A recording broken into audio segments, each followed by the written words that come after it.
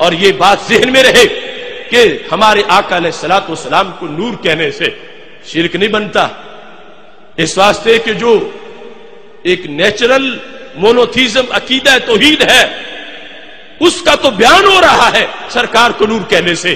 کیوں؟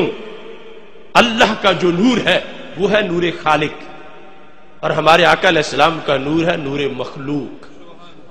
اللہ کا نور ہے پیدا کرنے والا، محبوب کا نور ہے پیدا ہونے والا۔ اللہ کے نور کا جسم نہیں ہے اور میرے نبی علیہ السلام کے نور کا جسم ہے۔ اللہ کے نور کا میلاد نہیں ہے، محبوب کے نور کا میلاد ہے۔ تو نور من نور اللہ ہونے کا مطلب یہ ہے کہ اللہ کے نور کی جو ریفلیکشن اور تجلی سے کائنات کا جو پہلا فرد بنا، پہلی چیز بنی، اس انعکاس سے وہ نور ہمارے آقا علیہ الصلوۃ والسلام کا ہے۔ اور ہم صرف نور بمانا نور ہدایت نہیں مانتے، وہ تو ہے ہی۔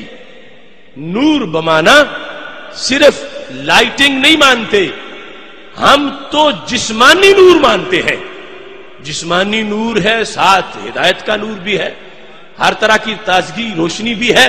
اور اس جسمانی نور کو جو سید عالم نور مجسم شفیع معظم صلی اللہ علیہ وسلم کو ہم بار بار نور مجسم کہتے ہیں، اس نور مجسم کے لحاظ سے یہ سارا نظریہ اور عقیدہ بیان ہو رہا ہے، اور اس بنیاد پر یہ تسلسل جو نور کا ہے ہمارے آقا صلی اللہ علیہ وسلم کی اس فرمان سے پتہ چلتا ہے کہ خالق کائنات جل جلالہ نے میرے آقا علیہ السلام کے جسمانی نور کو کتنی شان عطا فرمائی ہے۔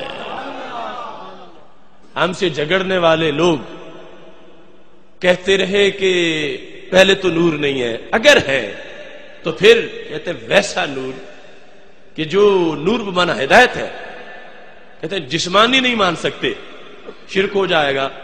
تو میں کہتا ہوں یہ تو بالکل الٹی سوچ ہے کہ جسمانی نور مانے تو شرک ٹوٹ جائے گا، کیونکہ اللہ کے نور کا تو جسم نہیں ہے اور سرکار کے نور کا جسم ہے۔ اور ویسے ان لوگوں نے ماننے پہ آئے تو اپنے مولوی کو بھی نور مجسم کہہ دیا، اور انکار کرنے پہ آئے تو سب سے اولین نور کو بھی نور مجسم ماننے سے انکار کر دیا۔ دیکھو محمود الحسن شیخ الہند ان کا رشید گنگوہی کے مرنے پر قصیدہ لکھتا ہے، تو وہ چھپا ہوا قصیدہ ملتا ہے، اس نے رشید گنگوہی کو نور مجسم کہا۔ کہتا ہے کہ جب مر گیا وہ تو کیا ہوا، ہم نے کفن پہنایا، لیکن کہتا ہے کفن پہنانے سے بھی وہ ننگا ہی نظر آ رہا تھا۔